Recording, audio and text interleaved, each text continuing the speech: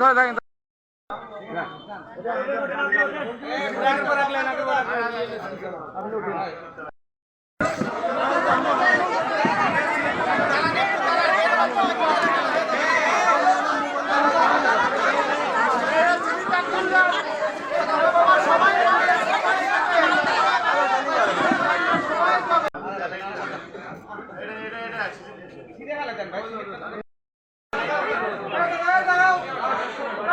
আমার তো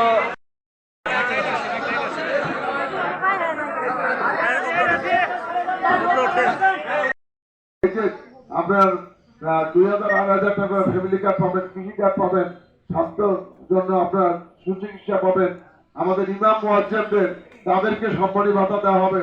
ইনশাআল্লাহ আপনারা দোয়া করবেন এবং আমাকে দোয়া করবেন, ঠিক আছে?